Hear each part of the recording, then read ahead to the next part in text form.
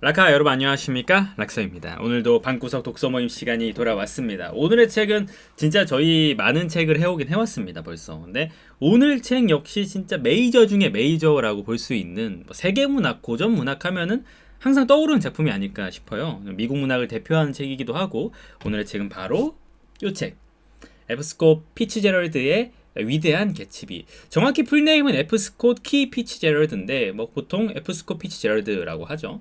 이 위대한 개츠비, The Great Gatsby를 가지고 책 이야기를 한번 해보도록 하겠습니다.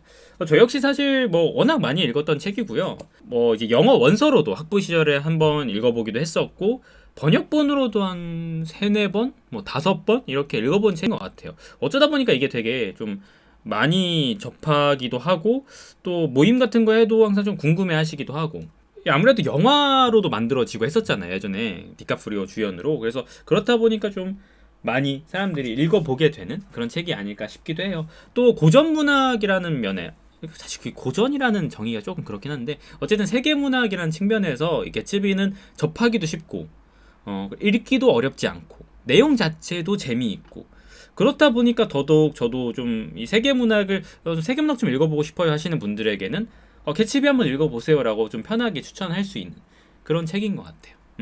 저는 요걸로 읽었거든요. 요게 아마 원서 같은데 요게 처음 나왔을 때 그 버전 같아요.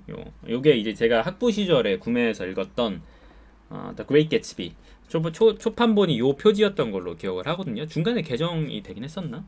아무튼 요 표지 F. 스콧 피츠제럴드의 Great Gatsby.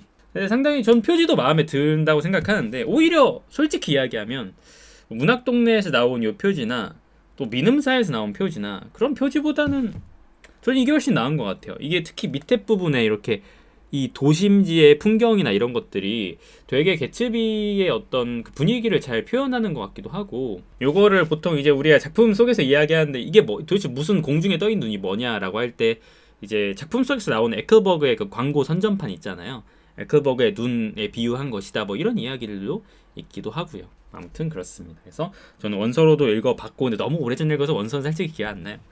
근데 이제 번역으로는 좀 많이 읽어봤습니다. 뭐 김영하 작가 번역으로 전 읽긴 했는데 민음사 번역 다양한 출판사에서 좀 나와 있어요. 이 책이 워낙 많이 번역이 되고 많이 팔리기 때문에. 근데 각 출판사 버전에 따라서 가장 큰 주목해야 될 포인트는 결국에 올드스포를 어떻게 번역했냐인 것 같아요. 그죠? 올드스포를. 그래서 개츠비의 말투 어쩌고 저쩌고 올드스포라고 뒤에 꼭 붙이는데 그거를 어떻게 번역할 것이냐? 친구로 번역할 것이냐? 안 그래 친구? 이렇게 할 거냐 아니면 안 그래 동무? 번역에 당시에 동무도 있다고 들었거든요.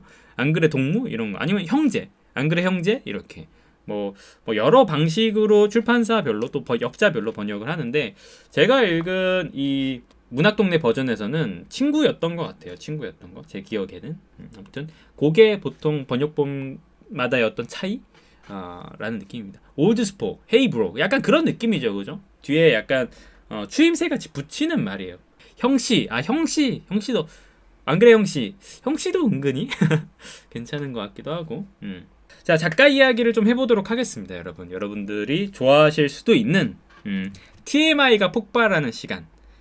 작가 이야기를 한번 같이 해보도록 하죠. 일단 이 F. 스콧 피츠제럴드 몇 년생입니까? 1896년생입니다. 와우, 19세기 후반 사람이죠. 그러니까 19세기 후반 1896년 태생에 1940년에 사망을 했습니다. 생각보다 좀 이른 나이에 사망했죠.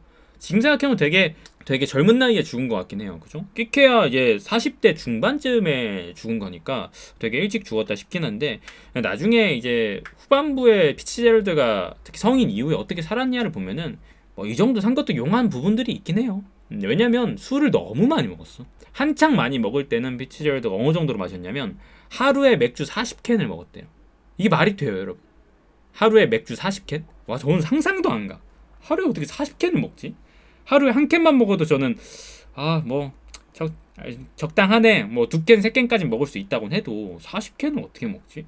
근데 아무튼 워낙 이제 알코올 중독으로 병원도 자주 가고 이런 중증 환자였기 때문에 오래 못 살긴 했었죠. 그니까요. 네, 뭐 그런 이야기인데 일단 피츠제럴드는 생전에는 4권의 소설을 썼고요. 4권의 소설을 썼고 그다음에 4편의 단편집을 냈습니다. 4권의 소설, 4권의 단편집 단행본을 냈고 그리고 164편의 단편 스토리를 썼어요. 164편에 정말 그 단편을 많이 썼죠. 어떤 전체적인 작가 경력이나 이런 것들에 비해서는 뭐 이게 후에 피츠제럴드의 삶을 보다 보면은 돈에 되게 많이 궁했던 인물이에요. 그러니까 돈을 벌기 위해서 계속해서 글을 썼던 인물이에요. 돈을 벌기 위해서. 그래서 이런 부분들은 솔직히 뭐 돈이 왜 모자랐을까? 본인의 어떤 낭비벽도 있었고 또 아내 젤다의 뭐 낭비벽도 그러니까 부부가 너무 돈을 흥청망청 쓰긴 했었죠.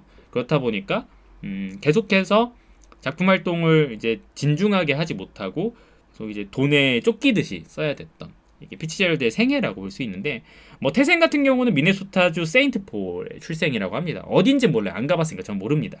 근데 중산층 태생이었다고 돈이 뭐 아무래도 뭐 상류층까지는 아니었던 것 같아요. 참고로 이제 몇 가지 재미있는 피츠제럴드 에피소드 지금 이제 제가 말씀드리는 TMI 같은 경우는 개츠비의 어떤 부분들을 떠올리게 하는 이런 것들을 얘기해 드리려고 하는데 먼저 프린스턴 재학 시 이게 한 20대 초반 시에 이제 프린스턴 대학 재학 시에 지네르바 킹이라는 여성이 있었어요. 지네르바 킹이라는 여성이 있었는데 그 여성과의 연애를 이제 실패하게 돼요. 그 여성을 좋아해서 서로 이제 아주 열정적으로 사랑에 빠지고 당시에 17살인가? 17살인가 아주 10대의 어떤 여성을 만나서 열렬한 사랑에 빠지고 편지도 정말 많이 주고받고 막 이렇게 했었는데 당시에 이제 좀 진지하게 교제를 해보려고 하는데 좀 부자였거든요. 킹이 좀 부자인 편이어가지고 나중에 그쪽 가족에서 뭐라고 하냐면 아버지가 어떻게 이야기하냐면 Poor boy shouldn't think of marrying rich girl 이라고 대답을 해요. 이게 어떻게 말을 하냐면은 가난한 소녀는 부자 소녀와 결혼할 것은 꿈도 꾸지 말아야 한다 라고 이야기를 합니다. 그러니까 이 킹 집안 자체가 여자 집안 자체가 워낙 부자였는데 당시에 뭐 피츠제럴드가 돈도 없었고 그렇다 보니까 어디 감히 가난한 놈이 우리 딸을 가져가려 하느냐. 가난한 놈은 이런 상류층에 들어올 거는 꿈도 꾸지 말아야 한다 이렇게 이야기를 하고 그러한 경험이 사실상 시작이 되어서 이 작품 이 개츠비 작품 속에서 계속 이 개츠비가 돈이 없어서 결혼하지 못하고 돈이 없어서 사랑에 실패한 이런 경험들이 이 피츠제럴드의 평생을 걸쳐서 따라다닌 주제였어요. 그렇다 보니까 이때 시작되었다라고 보시면 될 것 같아요.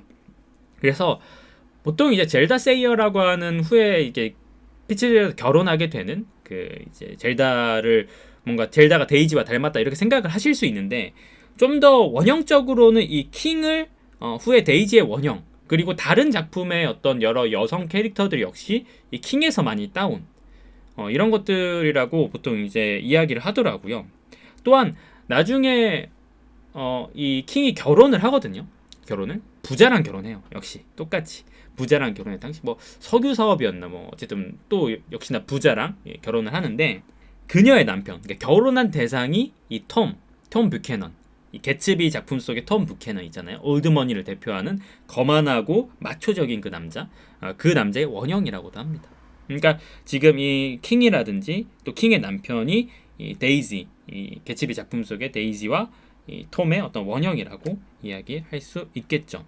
그래서 훗날에 어쨌든 이 피츠제럴드가 성공했다고 하긴 뭐한데 어쨌든 작가적인 명성, 시대의 아이콘으로 명성을 얻고 그러니까 킹과 다시 재회할 수 있는 기회도 있긴 했었어요. 킹과 다시 재회할 수 있는 기회가 있었는데 실제로 재회가 잘 이루어져 있던 것 같진 않아요. 근데 그때 당시에도 어떻게 딸에게 이 재회가 뭐 오고 갈 때 이야기가 오고 갈 딸에게 피츠제럴드가 뭐라고 이야기하냐면은 킹은 나에게 있어서 하나의 이상향과도 같은 존재다. 언제나 그 어떤 위에 있는 내가 쟁취하고 싶은 그런 이상향 같은 존재이고 그래서 그러한 순수한 이미지를 뭔가 깨지 않으려고 했던 것 같아요. 그래서 재회를 하지 않았던 데에는 그런 이유도 있지 않았을까 싶긴 한데 이렇게 생각하시면 여러분 데이지라는 인물이 더더욱 킹이랑 잘 어울린다는 걸 좀 알 수 있겠죠, 그죠? 데이지를 개츠비 어떻게 생각하느냐 하나의 이상향으로 여기잖아요.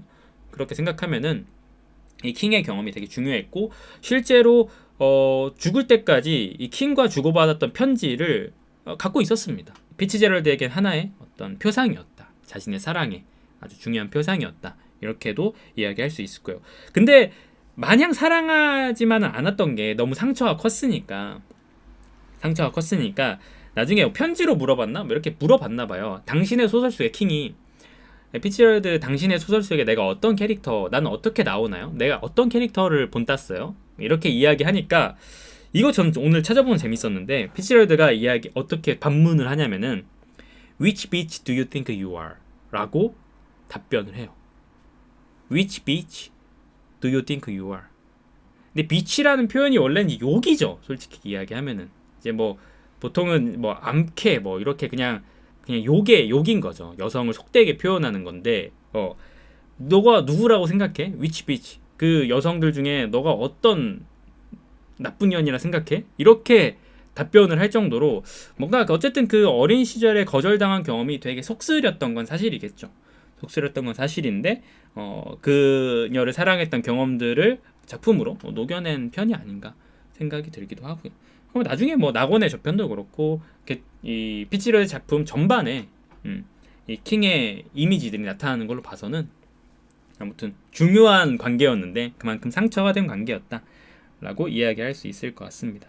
그리고 이 킹과 이제 교제하는 그 중간에서 The Perfect Hour라는 어떤 단편을 써서 보냈대요. 편지를 자주 왕래하면서 당시에는 The Perfect Hour, 완벽한 시간이라는 단편을 써서 보냈는데 킹 역시 당시에 이제 단편으로 답장을 보내왔는데 그 답장으로 보내줬던 단편의 이야기가 돈을 모아서 그러니까 돈이 없어서 사랑에 실패했던 한 남자가 돈을 모아서 이미 결혼한 여자, 자기가 사랑했던 연인을 다시 쟁취하는 그런 내용을 갖고 있었대요. 이거 어서 많이 듣던 내용 아닙니까?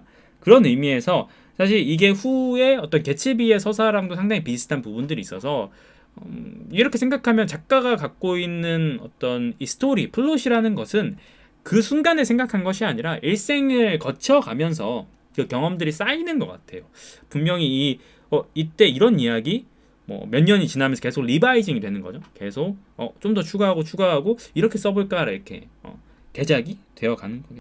그래서 이게 이 피츠제럴드 인생에서 킹과의 인연이라고 볼 수 있고 그 이후에 사실 1918년에 20대 역시 뭐 나이 그렇게 먹지 않았을 때 몇 년 후에 몽고메리 근처에서 군 생활을 해요. 이 피츠제럴드가 군 생활을 합니다. 군 생활을 하면서 당시에 몽고메리 근처에서 역시나 17살의 이 젤다 세이어를 만나요.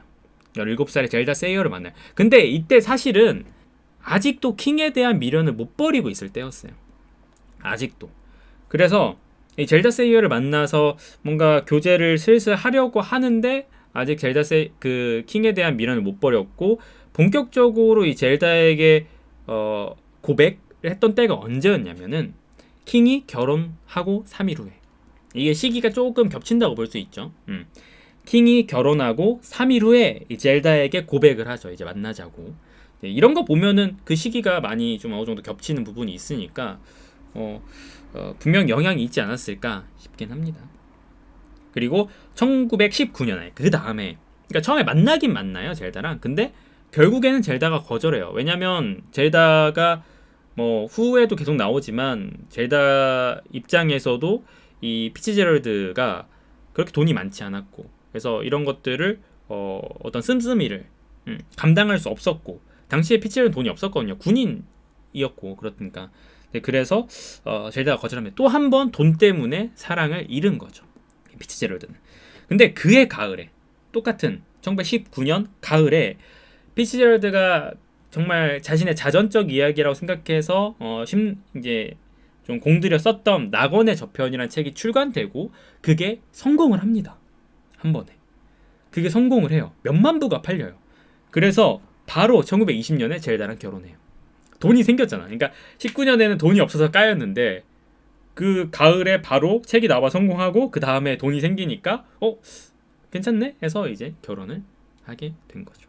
1920년에 젤다와 결혼을 합니다. 근데 솔직히 이야기해서 이 젤다와의 어떤 관계가 사랑이었냐라고 할 때에는 좀 많은 의문들이 있긴 해요. 좀 많은 의문들이 있긴 합니다. 근데 이게 중요한 건 돈이라고 생각을 뭐 젤다가 속물이냐 그렇다고 이야기할 때에도 어쨌든 결혼이란 것도 현실적인 문제이기도 하잖아요, 여러분. 아무리 뭐 뭐 이 사람에 대한 장래 뭐 전망 같은 걸 본다고 해도 또 집안 자체가 돈도 있는데 뭐 너무 이제 격차가 나면은 만나기도 쉽지 않고 그런 부분들도 있는데 아무튼 젤다랑 결혼하면서 당시에 친구에게 피츠제럴드가 어떤 얘기를 했냐면은 I wouldn't care if she died. 나는 그녀가 죽든 말든 상관하진 않아. But I couldn't stand to have anybody else marry her. 라고 이야기를 해요. But I couldn't stand to have anybody else marry her. 나는 그녀가 죽든 말든 상관하지 않겠는데 그녀가 다른 남자랑 결혼하는 꼴은 못 보겠어. 라고 이야기를 합니다. 그래서 이런 부분에 있어서 사실상 이게 결혼할 시기였는데 이 젤다와의 관계가 솔직히 사랑으로 이루어진 관계라기보다는 어느 정도는 우정에 가까운 관계였다. 특히나 결혼 초기에는 거의 우정에 가까운 관계였다. 이렇게 이야기를 하더라고요. 그래서 후반 이제 계속해서 젤다와의 결혼 생활은 삐그덕거리고 계속 삐그덕 하거든요. 뭐 나중에 젤다 같은 경우는 아예 정신병원에 들어가게 되기도 하고 피치제럴드 역시도 서로 계속 고통받는 관계 속에서 뭐 젤다도 외도를 한번 하고 피치제럴드도 외도를 한번 하고 뭐 이런 것들이 계속 반복되는데 어찌 보면 이런 처음부터 만나지 말았어야 할 관계가 아닐까 생각이 드는 부분들도 있습니다. 근데 또 막상 피치제럴드가 먼저 죽거든요. 피치제럴드가 먼저 죽는데 피치제럴드 죽고 나서 젤다가 정신병원에서 그 이야기를 듣고 했을 때 그는 너무나 소중한 사람이었고 나에게 있어서 내 인생에 있어서 가장 좋은 사람이었다. 이렇게 이야기를 하는 걸 보면은 또 미운 정 고운 정 다 들은 거겠죠. 그죠? 오랜 시간 같이 살다 보니까. 그래서 어쨌든 이 둘의 관계가 처음 시작은 어떤 불같은 사랑, 뭐 천생연분 이런 것까지는 아니었다고는 할 수 있겠으나 그러나 어쨌든 서로 살아가면서 지지고 볶고하는 과정 속에서 어떤 애정, 정이 생겼을 거고 그런 것들이 끝까지 가는데 그 과정들이 순탄치는 않았다 정도로 생각하시면 될 것 같습니다. 근데 이게 참 그래요. 그러니까 우리가 보통 사랑이라는 걸 되게 긍정적으로 보고 그렇게 생각하지만 현실이거든요. 어디까지나 결혼 역시도 뭐 가정 생활이 제대로 되지 않고 서로 소홀하고 하면은 다른 사람에게 이게 마음이 흔들릴 수 있는 것 역시도 저는 사실 인간이라면 당연한 거라고 생각을 해요. 근데 그러면 안 된다는 것과 별개로 인간은 언제나 흔들릴 수 있는 존재거든요. 그래서 젤다 역시도 외도를 젤다가 먼저 한번 했었는데 당시에 피치제럴드가 자신을 제대로 신경 써주지 못하고 예민하게 굴었고 뭐 술 마시고 뭐 돈도 뭐 없고 막 이러니까 여러 문제들이 겹쳤던 거겠죠. 후반에 이제 피치제럴드의 외도 역시 젤다가 이제 거의 정신병에 가까울 정도로 한 번은 어떤 일도 있었냐면 여러분 젤다가 완전히 그 반쯤 미쳐있을 때 어떤 일도 있었냐면 차를 운전하는데 딸이 있었거든요. 피치제럴드랑 딸이 있었을 거냐. 딸이랑 피치제럴드 다 같이 이제 차를 타고 가는데 절벽으로 그 냅다 엑셀을 밟아버려요. 그래서 거의 다 죽을 뻔해요. 근데 그런 일도 있었어요. 그러니까 이 후반부의 피치제럴드 역시 이 젤다를 정신병원에밖에 보낼 수 없었고 어떤 그런 부분에서 서로 힘든 관계였던 거죠. 이런 거 생각하면은 그래요. 이게 우리가 아무리 어떤 이상적인 사랑을 들이밀어도 현실은 되게 어려울 수 있다는 거죠. 근데 어쨌든 이 둘은 결혼하고 나서 작품이 성공하고 문화계 데뷔를 하면서 당시에 가장 화려한 시대였고 그다음에 시대의 아이콘처럼 여겨져요. 보통 재즈 에이지 이 1920년대에서 30년 정도 이제 한 10년 1920, 30년대를 재즈 에이지라고 합니다. 미국의 재즈 에이지. 재즈 시대라고 하는데 이때를 가장 대표하는 인물로서 이 보통 피치제럴드를 꼽기도 하고 피치제럴드의 작품 역시 단편 역시도 The Tales of Jazz Age, The Tales of Jazz Age 이런 단편집이 있는 걸로도 알아요. 그래서 그만큼 시대의 아이콘이었다. 그래서 막 그런 에피소드들도 있습니다. 막 호텔 한가운데서 피치제럴드는 막 물구나무를 서고 그리고 젤다 같은 경우는 그 호텔 계단에 이 난간을 이렇게 미끄러져서 이렇게 난간에 이렇게 앉아가지고 미끄러지면서 내려오고 뭐 이런 식의 진짜 사교계를 막 계속 참가하면서 화려하게 놀았던 이런 인물들이었다, 부부였다라고 생각을 하시면 될 것 같습니다. 그러나 계속해서 어쨌든 나온 그들이 벌어들이는 수익은 되게 제한적이기도 했었고 책이 아무리 성공한다고 해도 그게 막 몇십만 부가 팔리지 않는 이상은 조금씩 쪼들릴 수밖에 없었고 이후에는 계속 생계 때문에 글을 써야 했다. 또 하나 재미있는 TMI 중에 하나가 여러분 혹시 그 이 작품을 읽으시면서 그 데이지가 닉을 이제 초대하잖아요. 집으로 초대했을 때 자신의 딸을 소개하면서 딸에 대해 이야기를 한 장면 기억하세요? 딸이 어떤 어떻게 컸으면 좋겠다 이렇게 생각하는지 이야기할 때 beautiful and poor이라고 이야기하죠. 그러니까 이쁜데 멍청하게 자랐으면 좋겠다. 바보 같지만 이쁘게 자랐으면 좋겠다 이렇게 이야기를 하죠. 근데 이게 실제로 이 젤다가 아이를 낳았을 때 그 마취 때문에 약간 비몽사몽한 상태로 이야기했던 말 중에 하나예요. 이쁜데 바보처럼, 이쁜 바보처럼 뭐 이런 식의 말을 이 젤다가 약간 약에 취해서, 그러니까 마취 상태에서 웅얼웅얼거려서 얘기를 했었는데 그게 실제 대사에 쓰이기도 했었죠. 그래서 이런 부분들 역시 이 피치제럴드의 어떤 실생활에 여러 이야기에 기대고 있다라는 부분이 되고, 근데 저는 이렇게 이야기 계속 하다 보면은 젤다가 너무 뭐 정신병도 있고 낭비벽도 심하고 피치제럴드가 희생당했다라고 생각을 하실 수도 있는데, 저는 꼭 그렇지만은 않았던 것 같기도 하고, 피치제럴드 역시도 초반에 이제 작가 생활 초기에 작품 활동이 잘 안 될 때는 젤다의 일기에서 어떤 문장들을 따와서 자신의 작품에 삼기도 했었거든요. 자신의 작품에 삼기도 했었고요. 그렇다 보니까 분명히 상호 의존적인 관계였다고 생각을 해요. 그리고 나중에 뭐 이들의 관계가 거의 끝나기 얼마 뭐 좀 극단적으로 갔을 때에는 이런 일도 있었죠. 젤다, 아까 누군가 말씀해 주셨는데 젤다가 책을 출간한 적이 있습니다. 국내에 심지어 작년인가 번역이 됐을 거예요. 올해였나 작년인가? Save Me Waltz라는 1932년에 젤다가 출판을 했었어요. 근데 이게 피치제럴드가 이건 내 작품을 갖다 베껴 쓴 거다라고 항의를 해서 조금 이제 고쳐가지고 결국엔 다시 출간이 되긴 했던, 젤다 역시도 책을 쓰긴 했던 글빨이 있구나. 저도 읽어보진 않았는데 한창 그 국내에도 번역이 되었을 때 피치제럴드의 아내 젤다가 쓴 뭐 그녀의 글 뭐 이렇게 하면서 홍보를 했던 기억이 좀 나긴 합니다. 그리고 이제 뭐 추가적으로 이야기는 이런 것도 있습니다, 여러분. 1922년에 이 그레이트 넥으로, 롱 아일랜드의 그레이트 넥으로 이 피치제럴드 가족이 이사를 하게 되거든요. 자, 그래서 The Great Gatsby라는 제목에 있어서 이 그레이트가 혹시 그레이트 넥, 예, 이들이 살았던 이 그레이트 그 지명을 따서 The Great Gatsby라고 한 거 아니냐 이런 식의 이야기도 있습니다. 근데 이게 뭐 그렇게 신빙성이 완전히 없다라고 이야기할 만할까 저는 싶긴 해요. 왜냐면은 이때 당시에 그레이트넥에서 이 피치제럴드가 살았던 집 근처 이웃 중에 한 명이, 이름이 제가 발음을 잘 모르겠는데 맥스 걸리치, 이게 약간 그 독일 이민가족 출생의 어떤 이 맥스 걸리치인가 뭐 저도 정확하게 GERLACH거든요. 근데 게르라크로 해야 되나? 차라리 발음을. 근데 아무튼 이 인물이 있었는데 이 인물이 돈이 엄청 많았어요. 엄청 많았어. 이 피치제럴드 집 옆에 사는 인물이 돈이 엄청 많아서 이 사람이 어떻게 돈을 벌었냐면 밀주로 돈을 벌었어요. 당시에 밀주로. 저 많이 생각이 나죠, 그죠? 이 피치제럴드 옆에 살았던 부자 이웃이 밀주로 돈을 벌었고, 그 사람이 파티를 매일같이 화려한 파티를 열었었고 같은 셔츠를 2번 입지 않았어요. 그 사람의 특징 중에 하나가. 그리고 올드스포라는 말을 썼어요. 이 피치제럴드 옆집의 그 부자가 올드스포라는 말투를 쓰기도 했었고, 자신에 대한 여러 가지 이 사람의 어떤 정체를 둘러싼 여러 가지 루머가 떠돌기도 했었어요. 뭐 한간에는 이 본인 스스로가 뭐 카이사르랑 자기가 이제 당시에 뭐 독일 관련해서 뭐 카이사르 황제랑 뭐 연관이 있다 뭐 이런 식으로도 이야기를 하기도 했었고, 그래서 이 인물이 개츠비의 원형이 된 거죠, 따지자면은. 개츠비의 원형이 된 거죠.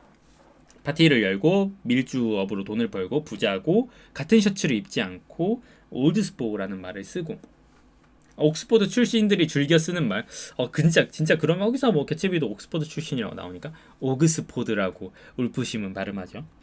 그래서 이런 부분들 역시 이 개츠비의 어떤 원형이 되지 않았나 생각이 들긴 합니다. 젤다의 바람과 피치제럴드 외도에 대해서는 잠깐 말씀을 드렸던 것 같고, 젤다의 바람과 관련해서도 좀 재미있는 부분이 있는데, 젤다가 이제 한 비행기 조종사 프랑스인이었나? 그 사람이랑 살짝 이제 막 같이 카지노에서 맨날 놀고 붙어먹고 이러니까 피치제럴드가 젤다가 이제 이혼을 요구해요. 피치제럴드에게 우리 이혼하자라고 하니까 피치제럴드가 그녀를 감금시켜버려요. 뭐 얼마나 심각한 상태의 감금이었는지 모르겠는데 감금시키고 그 사이에 이 내연남은 빠져나가죠. 이제 이런 부분 역시 지금 잘 생각해 보면은 이 윌슨이 생각나지 않나요, 그죠? 이 개츠비 작품에 있는 윌슨이 조금 생각나는 부분들도 있기도 하고요. 그리고 해밍웨이 이야기를 일단은 뭐 안 할 수는 없는데 뭐 저도 잘 알진 못하고요. 해밍웨이랑 개츠비 같은 경우는 어쨌든 개츠비래 자꾸 피츠제럴드랑 개츠비랑 섞어서 얘기하는데, 피츠제럴드가 뭐 유럽 전역을 돌아다니면서 이제 화려한 생활들을 했었어요. 여기도 뭐 이사 가고 저기도 이사 가고 뭐 이렇게 했었거든요. 그렇다 보니까 그 과정 속에서 여러 문인들과 관계를 갖게 되는데, 그때 이제 해밍웨이, 당시에는 그렇게 유명하지 않았던 해밍웨이와 역시 관계를 맺었긴 했었죠. 그래서 이 해밍웨이랑 친하게 지냈는데, 문제는 젤다와 해밍웨이 관계가 좋지 않았던 거죠. 아까도 말씀해 주셨잖아요. 해밍웨이가 젤다의 글을 이제 대차게 깠다고. 마찬가지로 해밍웨이가 왜 이 젤다를 싫어했냐면은, 피츠제럴드의 어떤 문학적 재능, 작가의 어떤 역량, 이런 것들을 젤다 때문에 원만히 발휘하지 못한다고 해밍웨이는 이야기했거든요. 그래서 이 피츠제럴드가 글을 쓸 수 있게 해야 되는데 젤다 때문에 피츠제럴드가 작품 활동을 제대로 하지 못한다. 너무 아까운 일이다. 젤다가 피츠제럴드의 작가의 수명을 깎아먹고 있다라고 이야기를 하긴 했었습니다. 본인 책에서. 뭐 젤다 역시도 본인을 그렇게 이야기하니까 해밍웨이를 좋아할 수 없었죠. 그래서 나중에 해밍웨이랑 어떤 이야기까지 하냐면은, 내 남편 아무리 생각해도 이제 해밍웨이랑 그렇고 그런 관계인 것 같다. 동성애자인 것 같아. 뭐 이런 식의 이야기도 합니다. 내 남편 약간 동성애자 성향을 갖고 있고 분명히 해밍웨이랑 둘이 뒹굴어 먹은 것 같아. 뭐 이런 식의 표현도 하기도 해요. 근데 이 이야기는 실제로 뭐 이야기 경우에 따라서 저번에 한번 또 이야기해 주셨지만, 작품 속에서 닉이 난데없이 맥키라는 남자와 침대에서 갑자기 한 씬이 끝나잖아요. 3챕터인가? 그렇죠. 네, 그런 부분들을 이걸 좀 섹슈얼하게 볼 수 있지 않을까? 동성애적인 요소로 볼 수 있지 않을까? 이렇게 좀 보이기도 하는 부분이 있어가지고, 뭐 경우에 따라선 뭐 진짜 그런가? 뭐 아닌가? 뭐 이런 식의 이야기를 하기도 합니다. 그래서 뭐 이 정도가 일단 그 작가에 대한 이야기인데, 아까도 말씀드렸다시피 젤다는 후에 정신병으로 많이 고생을 하고, 피츠제럴드는 음주를 하루에 40캔 먹고 미친듯이 먹다가 결국에 사망을 하게 되고요. 몇 가지 또 하나 재미있는 점 중에 하나는 조던 있죠. 조던. 이 작품 속에 조던 있죠, 여러분. 조던 베이커. 이 골프 선수 나오잖아요. 그 캐릭터 역시도 실제 캐릭터를 어느 정도 모티브로 했는데, 이 이디스 커밍스라는 여성이 있었어요. 골프 선수 중에 이디스 커밍스라는 여성이 있었는데, 이 사람을 모티브로 했대요. 근데 실제로 이 이디스라는 여성은 부정행위를 저지르진 않았어요. 이 작품 속의 조던은 부정행위를 저지르는 걸로 나오잖아요. 부정직한 인물로. 근데 이디스 워튼 때문에 그런 거 아니에요? 근데 아무튼 이 실제 인물은 부정행위를 저지르지 않았지만 이 인물을 모티브로 조던을 만들었다라고 이야기를 하더라고요. 그리고 이 인물이, 이 이디스가 킹의 친구였습니다. 킹의 친구였어요. 그래서 이런 부분에서 역시나 여기서도 갑자기 또 킹이 튀어나오는데, 참 벗어나지 못한다, 인간관계가. 이렇게 좀 생각이 드는 부분들도 있기도 합니다. 자, 일단 이 정도가 제가 준비한 작가의 개인적인 이야기인 것 같아요. 우연이라고 보긴 힘들죠. 아마 우연이라고 보긴 힘들고, 이미 뭐 킹이랑 관계를 교제를 하면서 뭐 알게 되었거나 아니면은 뭐 자연스럽게 사교계를 드나들다가 알게 되지 않았을까. 우연이라고 보긴 힘든 것 같아요. 진짜 무지막지한 TMI이긴 하죠. 혹시 뭐 궁금한 게 있으시다거나 하시면은 질문 주시면 또 말씀드려보고 싶긴 한데, 참고로 이제 개츠비 같은 경우는 1925년 작품이죠. 1925년 작품입니다. 그리고 당시 나왔을 때는 2만여 부 정도가 팔렸나? 그래서 성공하진 않았었어요. 그래서 엄청 많은 실망을 했었어요. 당시에 이제 처음에 이제 작품이 나왔을 때 주변의 문인들 사이에서는 칭찬이 있었어요. 근데 이게 뭐 어쨌든 같은 업종 사람들끼리 의뢰하는 칭찬인지는 모르겠으나 문인들 사이에선 칭찬이 있었는데 비평가들 사이에선 되게 혹독한 평가가 이루어졌어요. 아니, 과거에 낙원의 저편이 나올 때까지만 해도, 데뷔작이 나올 때까지만 해도, 우리 미국 문학의 어떤 새로운 신인, 떠오르는 신예 하면서 뭐 정말 대단한 우리 시대의 작가 뭐 이렇게 했던 그 피츠제럴드가 개츠비를 정말 공들여서 내놨는데, 당시에 이 작품으로 한 당시 리뷰가 어땠냐면, 이 작품을 우리는 우리 시대의 위대한 작가가 아님을, 피츠제럴드가 더 이상 우리 시대의 위대한 작가가 아님을 확인했다, 이런 식의 평가도 내려서 돈도 벌어야 되는데 피치제로이다 돈도 없는데 이 작품으로 성공할 줄 알았는데 성공도 못하니까 정말 쓰라렸다. 당시에 뭐 거의 뭐 정말 힘든 시기를 겪었다.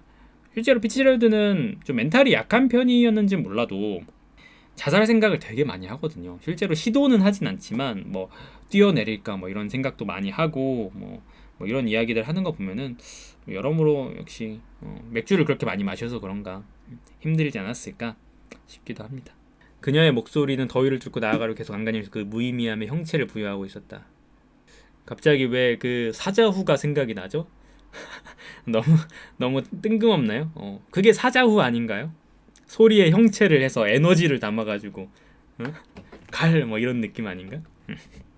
근데 뭐 그렇게 이야기하면 40대 중반에 사망을 했으니까 통풍이 아니었어도 이미 몸이 망가질 대로 망가진 거죠 사실. 거의 한 6, 7년 사이에 6년 사이 그 한 10년 안 되는 시기 동안 젤다도 정신병원을 갔지만 피치제럴드 역시도 그 음주 때문에 알코올 중독 때문에 거의 6번 7번 병원을 갔었어요. 6번 7번 입원을 하면서 병원을 갔었는데 결국엔 고치지 못했죠. 말년에 마지막 해인가는 뭐 술을 끊었다 이런 이야기도 있긴 했었는데 사실 뭐 그 전에 너무 많이 마셔놓은 게 있어서 이미 거의 몸이 망가진 상태가 아니었을까 했습니다. 맞아요. 이 피치제럴드가 많이 썼던 단편 중에 또 하나 유명한 게 이 벤자민 버튼의 시간은 거꾸로 간다. 그거 역시도 되게 짧은 단편이에요. 그거 엄청 짧은 단편으로 기억하고 있습니다. 근데 그게 영화가 되었죠. 그거 역시도 이 피치제럴드 썼던 단편 중에 하나입니다. 톰이 하는 말을 근데 원래 순진한 인물처럼 보이지 않아요? 그 인물 약간 의심도 없는 인물이고 눈치도 오지게 없는 인물이라서 우리는 모든 상황을 아니까 그렇게 보이긴 하지만 아무튼 그렇긴 합니다. 그래서 이 작가에 대한 이야기를 조금 해봤고요. 이제 작품의 어떤 배경이 된 이야기도 조금 해보고 싶거든요. 왜냐면 이 재즈 에이지에 대한 이야기를 안 할 순 없어요. 재즈 에이지에 대한 이야기를 안 할 수는 없기 때문에 재즈 에이지에 대한 이야기를 해보죠. 재즈 에이지 관련해서는 크게 두 가지 정도의 이야기를 해보려고 해요. 첫 번째는 가장 주요하게 금주법의 시대, 금주법의 시대라는 부분에 대해서 이야기를 해보겠습니다. 1920년부터 33년까지인가는 금주법의 시대였어요, 여러분. 금주법의 시대. 술을 판매하고 제조하는 행위가 불법이었습니다, 당시. 1920년부터 34년 미국 전역에 술을 제조하거나 판매하는 행위는 금지였어요. 이게 되게 어처구니가 없는 법처럼 여겨지시죠, 여러분? 솔직히 야 어떻게 아무리 나라가 권력이 세다지만 술 못 마시게 아예 강제로 금주법을 시행할 수 있느냐? 근데 이거는 어떤 하나 당시의 시대적인 문화였어요. 왜 문화였냐면 갑작스럽게 시행된 게 아니고요. 갑작스럽게 시행된 게 아니고 1917년에 이미 그러니까 법령이 완전히 공표되기 이전 3년 전에 이미 미국 주의 3분의 2 정도는 금주법을 시행하고 있었어요. 그러니까 과거서부터 이 술을 너무 많이 마시니까 금주해야 된다는 게 조금씩 이제 이미 자리를 잡고 있던 시기였죠. 그러니까 1920년에 이미 3년 전에 3분의 2가 금주법을 시행하고 있던 시기에 아예 그럼 전체 나라가 금주법을 하자 이렇게 땅땅 쳐버린 거죠. 이게 왜 발생했냐면 실제로 여러분 술을 너무 많이 마셨어. 이게 금주법 때 더 심해지는데요. 그러니까 금지하니까 더 심해지는데 당시에 술을 얼마나 많이 마셨냐면은 금주법 시행 그 시기쯤에 얼마나 많이 마셨냐면 우리나라가 한 해에 소주를 한 80병 정도 인당 80병 정도 먹는다 뭐 이런 이야기를 하거든요. 근데 당시 미국인들의 어떤 알코올 섭취량을 따져 보면은 우리의 지금 그 80병의 3배. 알코올 섭취량으로 따지면은 한 해에 소주 240병 인당 소주 240병 분량의 술을 마셨어요. 알코올로. 그래서 뭐 좀 더 도수를 센 거면은 이게 양은 줄어들 수는 있긴 한데, 그러니까 맨날 술밖에 안 먹은 거지. 모든 사람들이. 그러니까 맨날 일어나면 다 술 취해 있고, 저녁에 잘 때도 술 먹고, 오죽하면은 아내들도 술 마시고, 아이들도 부모들이 먹고 남은 그 밑에 달달한 설탕이 남아 있는 그 술을 또 마시기도 하고, 금주법을 시행한 대통령도 술을 마셨고요. 폭탄주를 좋아했다 뭐 이런 이야기도 있었고 술을 어마어마하게 마셨습니다. 그래서 이렇기 때문에 당시에 금주법을 어느 정도 이 청교도 율리나 이 또 미국의 어떤 교리 이 종교를 생각하면은 이거는 국가가 망한다 이러면은 안 된다 싶어서 금주법을 시행한 거죠. 근데 사실 오히려 하고 나서 더 늘었습니다. 술을 마시는 게 더 늘었기 때문에 오히려 가격도 비싸지고 더 늘고 나라 입장에서는 세금도 못 걷었어요. 세금도 못 걷었어. 왜냐면 금주법이니까 다 아름아름 몰래 마시는 거예요. 그러니까 세금을 못 걷지. 원재료 갖고 있는 농민들은 또 팔기가 되게 요원해지고 뭐 이런 여러 가지 문제들이 생기면서 처음에 이 여성 인권과도 되게 관련이 있는 시기였어요. 1920년이 금주법이 시행되기도 했지만 미국에선 여성의 참정권이 확보된 시기이기도 하거든요. 그래서 당시에 페미니스트 운동가였던 한 여성 운동가가 금주법을 정말 밀어붙였었거든요.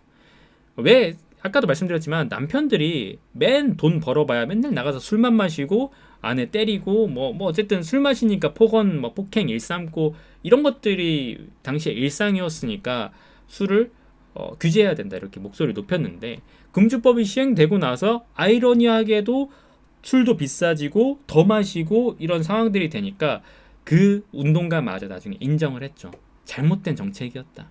법으로 금지하면 될 줄 알았는데 말도 안 되는 행위였다라고 이제 회고를 할 정도로 금주법은 사실 시행부터 조금 이상한 법이었습니다.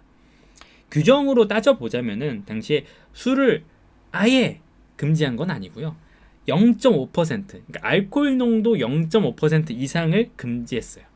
근데 따져보세요. 이거 뭐 알코올 농도 0.5%면 아니 맥주가 4%, 5% 이런데 4도, 5도 이런데 0.5도면은 이게 뭐 술입니까 이게? 그래서 이거를 금지했던 건데 아이러니하게도 여러분 제가 아까도 말씀드렸지만 금주법은 팔거나 제조는 금지였어요. 팔거나 제조는. 근데 마시는 건 금지가 아니었어요. 이상하죠, 그죠? 팔거나 제조하는 건 금지였는데 마시는 건 금지가 아니었어요. 그래서 구에서 마시면 문제가 없었어. 어떻게 했냐면은 돈 있는 사람들은 어떻게 했냐면요 외국 선박을 구해요. 외국 선박을. 그래서 거기서 그냥 마시는 거야. 외국 술 갖다 놓고 외국 선박 위에서 마시는 거 해상에서 이렇게도 했고요. 되게 뭐 허점이 많고 문제가 많은 정책이긴 했었죠. 이게 금주법의 시대 1920년부터 33년까지 재즈 에이지. 그래서 여러분 영화 속엔 되게 잘 표현이 되는데 개츠비가 술을 마시러 가잖아요. 닉을 데리고 가죠. 근데 어떻게 들어가냐면요 드럭스토어를 들어간 다음에 두드리죠. 기억하세요? 술집으로 들어가는 게 아니고요. 겉에는 그냥 뭐 이발소 같은 데기도 했었고 그러니까 겉에는 술집처럼 보이지 않아요. 겉에는 술집처럼 보이지 않는데 가서 문을 톡톡 두드리면은 요 쪽문을 딱 열죠. 확인하죠. 아는 일행인지 확인하고 들여보내서 술을 마시고 아내가 그렇게 한 거예요. 왜냐면 이제 버젓이 술을 판매하고 제조할 수는 없으니까 그렇게 숨어서 한 거예요. 그래서 이거 있죠. 이 조그만 창문 이게 당시 그 금주법 시대에 유행한 거예요. 그래서 서울의 한남동인가 어디에 제가 옛날에 뭐 어떻게 감사하게도 누군가 사주셔서 바 같은 데를 가봤는데 거기가 금주법 컨셉의 바였어요. 금주법 컨셉의 바여가지고 가보면요 간판도 없고요 철문이 딱 하나 있어요. 그냥 똑똑 두드리면요 안에서 직원이 이렇게 딱 열어요. 그 다음에 이제 몇 분이세요? 이렇게 하고 닫고 열어줘요. 금주법 컨셉의 술집이어서 그래서 그런 경우도 있었습니다. 어쨌든 그게 당시에 이 금주법 시대에 유행하던 것이었다. 이런 겁니다. 그래서 이런 것들이 이 재즈 에이지를 이해하는 어떤 기본적인 거라고 보시면 될 것 같고요. 그러게요. 또 하나 제가 마지막으로 좀 이야기해드릴 거는 이 플래퍼라는 건데요. 플래퍼라고 해요. 플래퍼. 영어로 좀 써드리면은 플래퍼라고 하는데 이게 뭐냐면은 여러분들 당시에 어떤 여성들의 패션과 관련해서 이 1920년대의 패션을 주도한 여성들을 플래퍼라고 불렀어요. 플래퍼, 신여성이라고 보면 되죠. 그들의 이미지를 좀 보여드릴게요. 그래서 이걸 보면은 여러분 딱 떠오르실 거야. 누가? 데이지가 딱 떠오르실 거예요. 요게 이제 당시 이 플래퍼라고 불리는 신여성들의 패션이었어요. 그죠? 이게 이제 딱 그 짧은 머리에 이제 모자 같은 거 쓰고 스커트 조금 자유로워 보이는 복장. 이 전까지만 해도 어떤 복장이었겠어요? 치마 주렁주렁 드레스 같은 거 이런 것들을 입다가 이런 식의 좀 가볍고 단발머리에 이런 패션들이 이거 완전히 개츠비 같잖아요. 그래서 이런 것들이 실제로 당시에 유행하던 조던도 마찬가지죠. 조던 역시도 이 작품 속에서 플래퍼 같은 여성, 신여성인 거죠. 더 플래퍼 해가지고 당시에 이 패션 트렌드였다. 이게 당시에 이게 패션 트렌드였습니다. 이걸 보면은 딱 어떤 느낌이신지 아실 수 있을 거예요. 저는 처음에 사실 디카프리오 영화 봤을 때 뭔가 머리 스타일이 단발이네 싶었는데 그게 진짜 실제로 유행하던 여성 복식이었고 헤어스타일이었다고 이야기하더라고요. 그래서 이 재즈 에이지를 대표하는 것은 아까 말했던 금주법과 이 플래퍼 정도를 개츠비와 연관시켜서 조금 생각해 보시면 될 것 같습니다. 젤다랑 뭐 데이지 뭐 이런 이야기들 하면 될 것 같아요. 이제 작품에 대한 이야기를 본격적으로 좀 해봐야 되는데 이제 위대한 개츠비 이야기를 좀 해봐야 되는데 그럼 왜 이렇게 시간이 많이 흘렀죠? 시간이 왜 이렇게 많이 흘렀죠? 이거 이 이야기를 못했는데 이것도 TMI이긴 한데 개츠비의 제목이 원래 다른 게 후보군이 많았어요. 이것도 제가 간단히 좀 말씀만 드려보자면은 개츠비의 제목도 후보군이 여러 개 있었는데 자, 첫 번째 개츠비 작품 제목의 후보는 뭐였냐면요. 이거였어요. Among Ash Hips and Millionaire. 어떤 뭐 제 사이, 뭐 Ash Hips and Millionaire 뭐 이런 제목도 있었고, 이런 트리말키오라는 제목도 있었고요. 그다음에 트리말키오 in West Egg라는 제목도 있었고요. 그리고 On the Road to West Egg라는 제목도 있었고, 뭐 후보군이 되게 많죠. Under the Red, White and Blue라는 제목도 있었고, The Golden Hat Gatsby라는 제목도 있었습니다. 그리고 The High Bouncing Lover라는 제목도 있었고요. 많은 것 중에 좀 고민했는데 사실 이 트리말키오를 조금 많이 고민을 했었는데 피치제로드는 원했는데 편집자랑 제다가 반대를 했고 결국에는 The Great Gatsby로 바뀌긴 한 거예요. 근데 트리말키오가 뭐냐면은 페트로니우스라는 이제 라틴 문학인데 1세기경에 쓰여졌던 사티리콘이라는 작품이 있어요. 사티리콘이라는 작품에 나오는 한 캐릭터예요. 되게 정력적이고 정말 부자고 뭔가 아주 극단적으로 정력적이고 부자인 어떤 남자, 이게 트리말키오라는 캐릭터였거든요.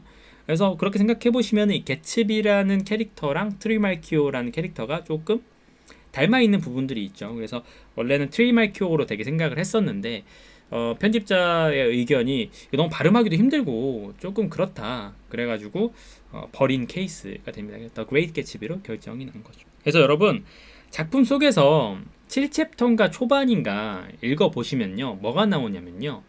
개츠비가 이제 파티를 거의 접으니까 어떻게 이야기를 나오냐면은 그의 트리말키오로서의 어떤 행적, 역할도 끝이 났다. 이렇게 이야기가 나오거든요. 그러니까 실제로 작품 안에 트리말키오라는 표현이 등장해요. 제가 한번 확인해 볼까요? 제 생각에 제가 아까 찾아봤을 때는 7챕터였던 것 같거든요. 챕터 7에 개츠비에 대한 관심이 최고조에 달한 어느 토요일 밤이었다. 저택은 더 이상 환하게 빛나지 않았고 트리말키오로서의 생활도 결국 막을 내렸다. 이런 식으로 이제 표현이 나옵니다. 그래서 이 트리말키오의 흔적 역시 이 작품 내부에서 찾아볼 수 있다. 그러나 결국에는 The Great Gatsby로 결정이 되었습니다. 그래서 요게 제목과 관련된 이야기까지 좀 드려보았습니다. 사실 작품의 어떤 주제적인 이야기나 이런 것들은 뭐 저도 이제 영상 속에서도 몇 번 말씀드리기도 했었고 뭐 이미 익히 반복되어 온 주제라서 저 역시도 뭐 새로운 이야기를 해드리기보다는 기존의 어떤 시각이나 좀 생각하면서 생각해볼 지점들을 같이 꼽아볼 생각인데 일단 크게는 이 작품을 올드머니 대 뉴머니의 어떤 대결로 볼 수도 있겠죠. 올드머니의 아메리칸 드림의 몰락도 역시 같은 맥락상의 주제인 것 같아요. 올드머니랑 뉴머니라고 했을 때, 자 올드머니는 단적으로 누구를 말하는 거겠습니까? 단적으로 이 톰 일가, 이스트에그에 있는 이 톰 일가를 이제 올드머니라고 이야기할 수 있죠. 그죠? 오래된 머니, 전통적인 머니라고 하니까 되게 이상해. 전통적인 돈. 전통적으로 가문, 뭐 유서 깊은 가문, 돈이 있고 기존의 사업들로 돈을 벌어온 케이스, 이게 이제 올드 머니고요. 그 다음에 개츠비 같은 경우가 이제 뉴 머니겠죠. 뉴 머니.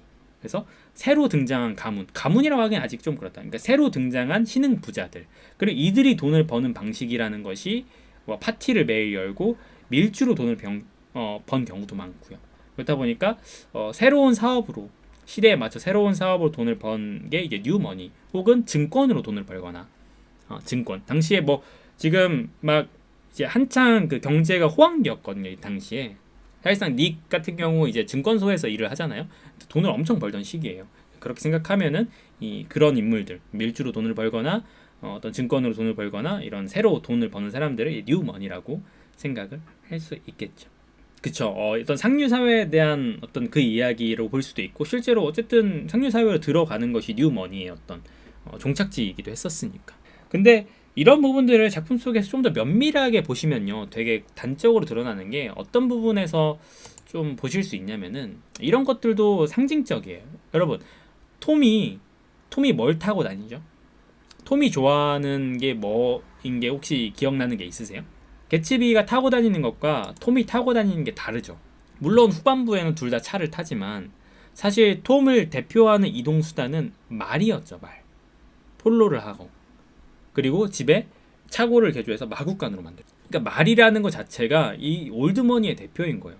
그에 비해서 뉴머니, 새로운 시대는 새로운 기술, 새로운 것, 새 거, 최근에 나온 것 이렇게 하니까 자동차를 몰고 개츠비는 말을 갖고 있지 않죠. 그러니까 이런 부분들이 이 올드머니랑 뉴머니를 단적으로 대비해서 보여주는 포인트라고 보실 수 있을 것 같아요. 개츠비는 왜 말을 갖고 있지 않고 톰은 왜 말을 갖고 있을까? 이런 것들 같이 생각해 보시면은 올드머니랑 뉴머니의 어떤 대립이 이런 식의 설정의 차이로도 드러나기도 하는구나 라는 것도 있는 거죠. 그쵸? 뼈대 있는 가문인 거고. 개츠비 역시도 이제 뉴머니였고 밀주업과 좀 이제 부정한 방법으로 돈을 많이 벌기도 했었고 당시에 실제로 금주법 때문에요 마피아가 생겨났어요. 마피아가 생겨났다는 게 마피아가 이제 그때 엄청나게 돈을 벌어들여요. 지하 조직들이. 그래서 그 이후에 아무리 근절하려고 해도 이미 커져버릴 대로 커져서 미국 사회에서 완전히 이제 제거하지 못한 그때가 이제 금주법 때문에 이 지하 조직들이 돈을 엄청나게 벌어들인 케이스인 거죠.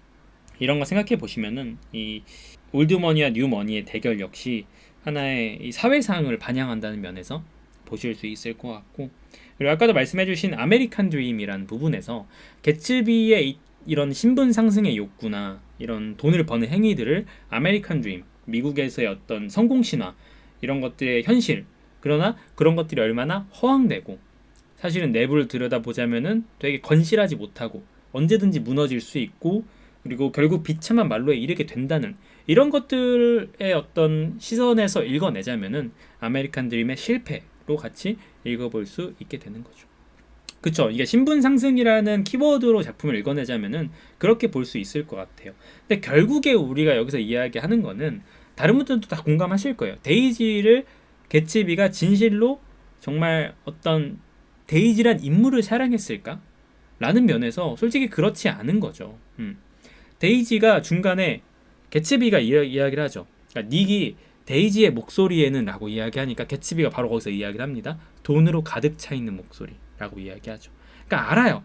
데이지가 이 세속적이고 돈을 바라는 어떤 이 시대의 상류층 어떤 전형적인 이미지라는 거를 개츠비도 이미 알아요.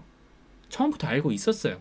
만나보니까 더 확실하게 느꼈고 하지만 개츠비 자체가 이 자리까지 올라올 수 있었던 원동력이 무엇입니까?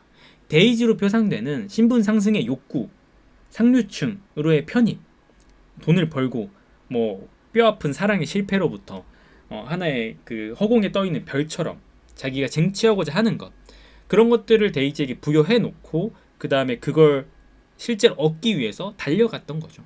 그게 개츠비를 그 자리까지 설령 불법적인 방법을 써서까지 올라가게 했던 원동력이고 상당히 효과적이었다고 볼 수 있어요. 실제로 개츠비는 상당히 수완도 좋은 인물이었으니까요. 잘생기고 수완 좋은 인물이었으니까.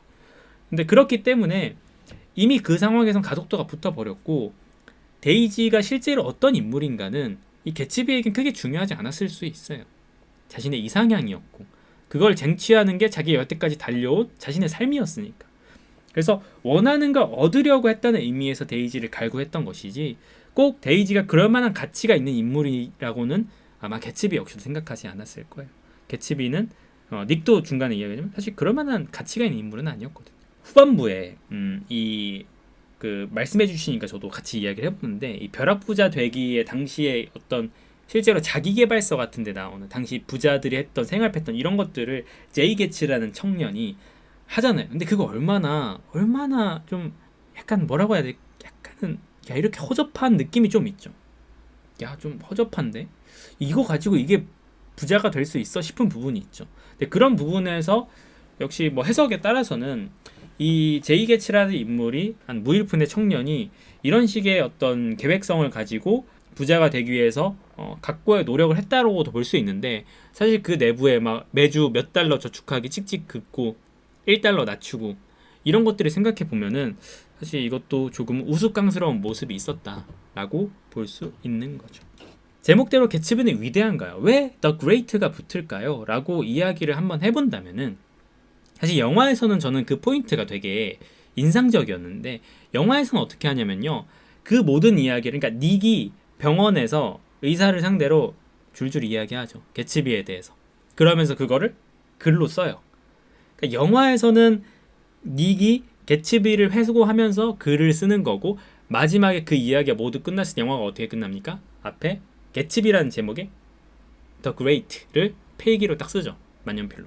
그죠? The Great 개츠비. 원래 그냥 개츠비에서 그 모든 이야기가 끝나니까 The Great 개츠비라고 이야기를 하는 거죠. 그래서 왜 개츠비일까? 왜 위대할까?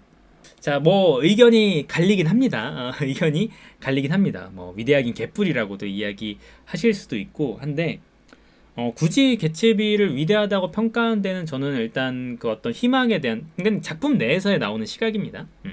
작품 내에서 나오는 시각인데, 희망을 실현시키는 능력, 가장 처음에 나오죠, 여러분. 작품 시작에 나옵니다. 시작에. 자, 어떻게 나오냐면 첫 페이지 넘겨서 닉이 어떻게 이야기하냐면요, 그에겐 정말 대단한 것이 있었다. 그에겐 정말 대단한 것이 있었다. 희망을 감지하는 고도로 발달된 촉수를 갖고 있었다. 희망, 그 낭만적 인생관이야말로 그가 가진 탁월한 천부적 재능이었으며, 이렇게 이야기를 나오죠. 그러니까 이게 순수하다는 의미, 어떤 개츠비의 순수함이 위대하다고 평가를 할 수 있는데, 또 한간에 따라서는 그게 어떻게 순수한 거예요 라고 이야기하실 수 있죠. 근데 여기서의 순수는 여러분 선한 것이라는 아무것도 모르는 그런 의미가 아니고요, 순도의 의미에 가깝습니다. 순도의 의미. 그러니까 악한 짓도 100% 순수할 수 있어요. 악인도 순수할 수 있어요. 왜? 순수라는 것은 이물질이 끼지 않은 상태를 정의하는 거거든요. 그런 의미에서 이 개츠비가 불법으로 돈을 벌고 뭐 그렇게 하긴 했지만, 적어도 이 사람이 갖고 있는 어떤 희망에 대한, 자신이 성취하고자 하는 바에 대한 이런 정말 순수할 만큼 이물질이 끼어들지 않은 강렬한 열정 같은 경우는 순수하다고 평가할 만한 거죠. 그리고 이 능력이 정말 뛰어나다고 볼 수 있는 거고, 솔직히 인정해줘야 될 건 인정해야 됩니다. 아무리 불법적인 방법을 사용했다고 하더라도 무일푼의 청년이 댄코디라는 인물을 만나서 그 잠깐의 인연을 통해서 말도 안 되는 부를 쌓을 때까지 그게 정말 가능했을까라는 데에는 이 사람이 비범한 인물이라는 거는 뭐 부정할 수 없는 사실인 것 같아요. 그쵸? 개츠비가 어떤 그 태도, 개츠비가 삶을 살아가는 태도, 그 어떤 일관성, 그런 것들이 위대하다고도 볼 수 있는 거죠. 근데 세상 사람들은 여기에 나오는 다른 인물들은 개츠비와 다르잖아요. 어느 정도 가면은 목적이 변질되거나 계속 변하잖아요. 울프심 같은 경우 봅시다. 울프심 같은 경우 울프심 처음에 개츠비랑 되게 잘 지내죠. 그죠? 아, 똑똑한 친구가 오그스퍼드를 나왔다고 하지. 그런데 개츠비 죽고 나니까 어떻게 합니까? 입 싹 닫죠. 방문하지도 않고요. 개츠비의 파티에 찾아왔던 수많은 인물들 보세요. 결국에 개츠비가 사망하니까 아무도 장례식장에 찾아오지 않죠. 이런 부분에서 자신의 어떤 유불리, 이 상황에 따라서 바꾸잖아요. 행동을 바꾸고 말을 바꾸잖아요. 이게 당시에 그냥 보통 사람들의 패턴이었죠. 그런데 개츠비는 그러하지 않았죠. 개츠비는 그런 삶을 살 인물이 아니에요. 자기가 정한 것이 있고 그걸 위해서 직진 스트레이트로 계속 달려온 인물이죠. 데이지가 그럴 만한 가치가 없는 것을 알았음에도 불구하고, 그럼에도 데이지를 쟁취하기 위해서 끝까지 달리잖아요. 데이지의 잘못까지 감싸 안으면서. 그렇게 생각하면은 분명히 이 시대의 사람들, 말을 바꾸고 행동을 바꾸는 세속적인, 계산적인 사람들과는 어느 정도 개츠비가 다른 기준을 들이대야 한다. 다른 기준을 적용할 수 있겠다. 그래서 이 인물은 위대하다라고도 볼 수 있지 않을까 싶은 겁니다. 물론 이 위대하다는 말이 여러분들은 그럼에도 그래도 나는 인정 못하겠어. 어떻게 이 밀주법으로 돈을 벌고 온갖 불법적인 일을 일삼으면서 향락을 조장한 개츠비가 위대한 인물인가? 그렇게 보셔도 틀린 시각은 아닐 수 있습니다. 근데 일견 만약에 개츠비를 위대하다고 평가하려면은 그런 시각에서 보면은 어느 정도 개츠비의 위대함을 뽑아낼 수 있지 않을까 싶은 부분도 있습니다. 그래서 희망을 감지하는 힘, 순수 이런 것들. 작품 속에서 조금 더 유심히 보시면 좋은 포인트 중에 하나가 뭐냐면요. 지금 오늘 이야기에서 이제 자연스럽게 나오진 않았지만 에클버그의 눈 같은 경우도 되게 작품 속에서 인상적으로 쓰인 소재거든요, 여러분. 그 광고판에 그 안경 광고 있잖아요. 안경 광고 눈. 모든 것을 꿰뚫어 보는 눈이라고 윌슨이 이야기하지만 사실상 그것은 아무것도 꿰뚫어 보고 있지 않고 결국에는 잘못된 사람을 쏘아 죽일 뿐이고, 그러나 무언가 보고 있다. 이 세대가 어떻게 이루어지고 있는지 에클버그의 눈이 이 작품 원서의 표지처럼 무언가 보고 있다, 지켜보고 있다라는 이미지, 이런 것들도 작품 속에서 되게 중요한 이미지로 쓰이긴 합니다. 같이 나중에 혹시 다시 보시거나 영화를 보시게 되면은 이 이미지가 어떻게 쓰이는지, 그리고 이 간판이 있는 윌슨이 사는 이 머틀과 윌슨이 사는 이 풍경과 또 도심지의 풍경이 너무도 다르죠. 그런 것들의 대비도 되게 보시면 재밌어요. 당시에 어쨌든 돈 있는 사람들은 미친 듯이 돈을 벌어서 끝없는 향락을 달려가는 반면 색채가 가득하고 파티가 터지고, 근데 윌슨이라든지 일반 소시민, 돈 벌지 못하는 시민들의 삶은 어떻습니까? 완전히 제로 깔려있죠. 회색빛. 영화에서는 되게 잘 표현돼요. 회색밖에 없어요. 거기는 색채라는 게 거의 없어요. 이런 대비들 역시도 저는 영화에서는 되게 잘 살려냈다고 보고, 작품 속에서도 이 윌슨 지역을 묘사할 때 회색 표현이 되게 많이 나요. 잿빛, 회색 단어 자체를 많이 써요. 이런 것들을 보면은 작가들이 피츠제럴드가 이런 부분들을 신경 쓴다라고도 생각해 보시면 또 하나의 작가들은 대단하구나, 이런 것도 보실 수도 있다고 생각이 들고, 왜 이런 어리석은 열정에 사람들이 현혹되어 감동이라는 것을 하는지, 막장 이야기니까 그렇지 않을까요? 어떤 또 주인공을 응원하는 마음도 생기는 거고, 또 이제 더 나쁜 인간들이 존재하니까 응원하는 마음이 생기는 거고, 그쵸? 사실 중간에 톰이 결정적으로 데이지가 슬쩍 돌아서게 되는 포인트가 어떤 부분이냐면, 톰이 개츠비의 부의 축적의 방법에 의문을 제기하고 그 불법성을 꼬집는데 개츠비가 되게 진땀을 흘리면서 변명을 하잖아요. 근데 그런 부분에서 결국에 이 데이지 입장에서도 자신이 갖고 있던 누리던 생활을 완전히 버리진 못했을 거예요. 그게 아주 화려하고, 여러분 그 장면 생각해 보세요. 데이지가 하늘에서 떨어지는 셔츠, 매일 공수해 오는 거야 하면서 여러 가지 색깔의 셔츠를 보면서 이런 것들은 본 적이 없으면 눈물을 흘리잖아요. 근데 그런 부분들을 보면은 데이지 역시도 이 자본주의, 어떤 물질적인 것에 대한 열망은 있었지만 사실 개츠비가 갖고 있는 것이 언제든 무너질 수 있고, 그에 비해서 올드머니들은 무너지지 않죠. 올드머니들은 거의 무너지지 않습니다. 그런 것들을 결코 포기할 수 없었으리라 라는 생각도 들기도 하고요. 도덕적으로 모호한 범죄자 개츠비, 끊임없이 다른 여자를 욕망하지만 딱히 범죄 기록은 없는 내 아이의 아빠. 이게 되게 현실적인 선택이긴 한 것 같아요.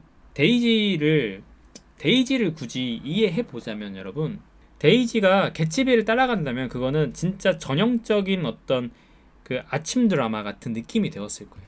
솔직히 전형적인 아침 드라마의 어떤 로맨스물에 그런 걸로 갔을 거예요. 근데 데이지 역시도 깨끗한 인물이 아니에요. 데이지는 이미 톰과 결혼하면서 모든 것을 어느 정도 내려놓은 인물이에요. 아시죠? 데이지가 결혼하면서 사실 울고 불고 거의 모든 걸 포기하고 결혼하는 수준에 가깝잖아요. 아이까지 낳았고, 그리고 자기는 이미 멍청한 바보 같은 여자, 바보 같지만 이쁜 그런 것들로 이미 본인을 내려놓은 상태인데 다시 그런 것들을 되찾기에는 너무나 많은 어려움이 있을 거고, 또 어떤 의미에서 보면 여러분, 이 개츠비도 그렇고 톰이란 인물도 그렇고 데이지를 어떻게 여깁니까? 이거는 전통적인 여성관이라고 당시의 어떤 시대적인 한계라고도 볼 수 있는데 그냥 전리품처럼 여기잖아요.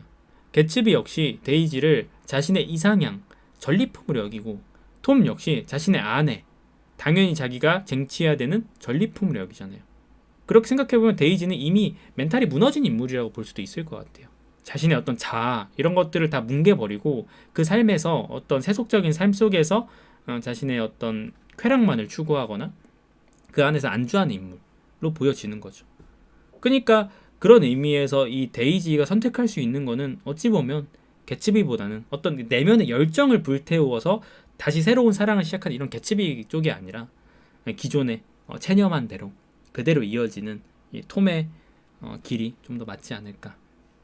그 시대 남성들 근데 뭐 그쵸 이제 근데 윌슨 같은 인물도 있는데 윌슨 같은 그런 인물들도 있긴 하지만 그 상류층의 삶이라는 것이 당시에 여성들이 이제 막 참정권이 인정되고 뭐 이런 시기였으니까 뭐 여러 가지 해석이 가능할 것 같아요. 뭐 반드시 그렇다고만 어떤 돈 때문에 떠났다 뭐 이렇게 이야기하기는 좀 당연히 어려울 것 같고 어떤 심리적인 계제도 있었을 것 같고요.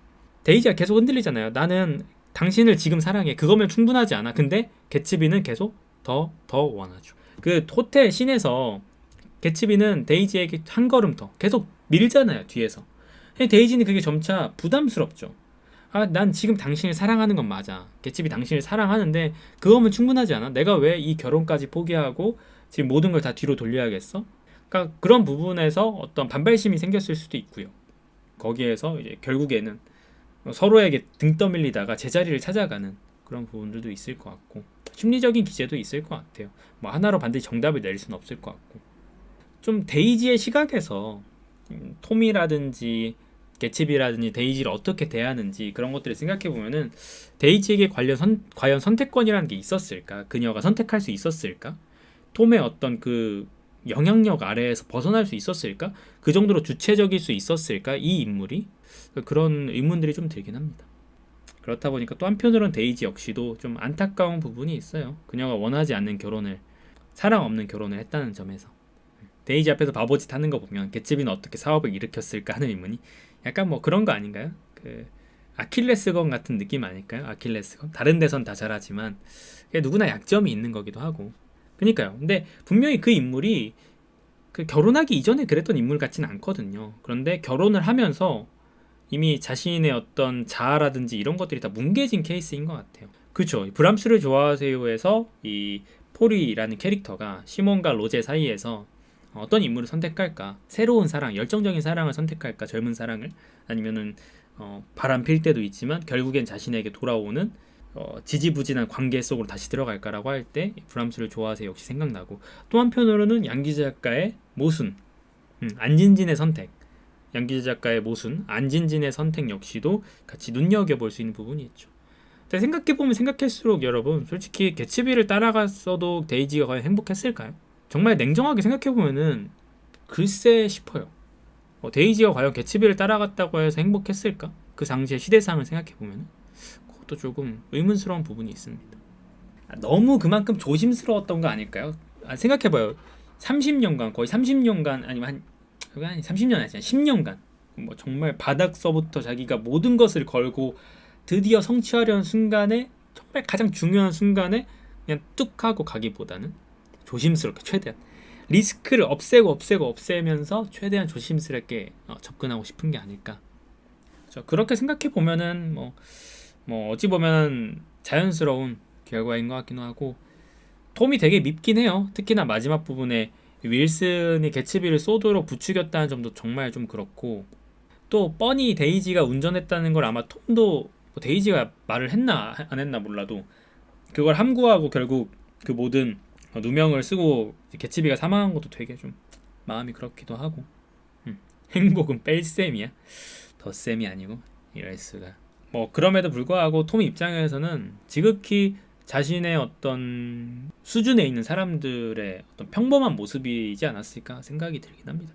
톰이 특별히 나쁜 인간이 아니고 그냥 그 시대 상류층의 어떤 나쁜 인간의 전형, 평범하게 나쁜 인간의 전형 이라고 볼 수 있지 않을까. 좀 시간이 많이 흘렀는데요 여러분, 오늘 일단 개츠비에 대한 이야기는 이 정도로 좀 해보면 될 것 같고요.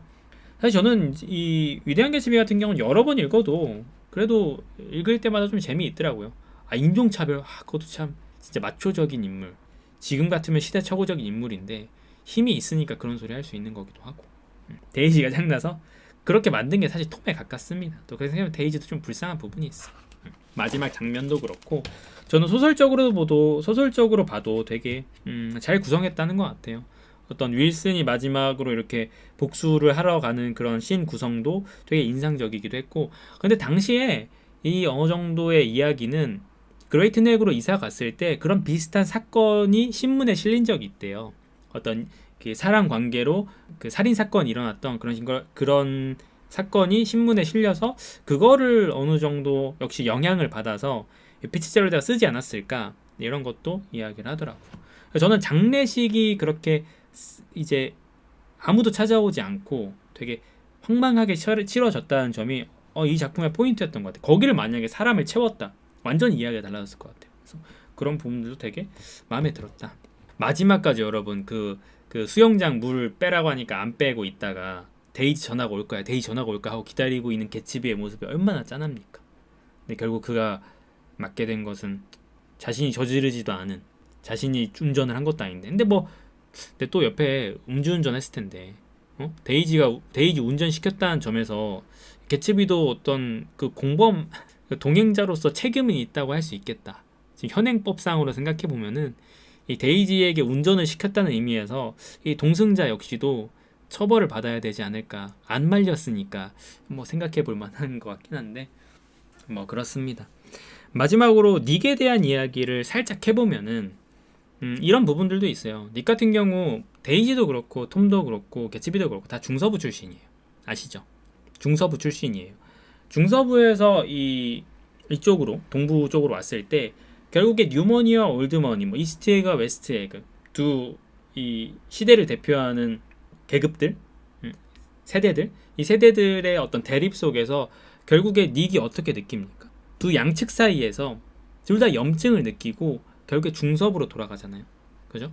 그래서 이 닉이라는 캐릭터 화자 역시도 초반에 어떤 중립적인 위치에서 이 사건을 바라보다가 후반에 개츠비에게 조금 더 몰입하면서, 그러나 결국엔 두 집단 모두 무너졌다. 두 집단 모두 실패했고 나가 떨어졌다라는 면에서 이러한 사태에 질려버린 나머지 중섭으로 다시 돌아가게 되는, 염증을 느끼고 중섭으로 다시 돌아가게 되는, 이건 역시도 세태에 대한 비판이고 사회에 대한 어떤 그런 비유라고 보시면 될 것 같습니다. 닉은 믿을만한 화자일까요? 사실 이미 개츠비에게 우호적인 화자여서요. 회상 형식이잖아요. 개츠비에게 이미 우호적인 인물이라서 닉의 말을 100% 믿을 수 있다?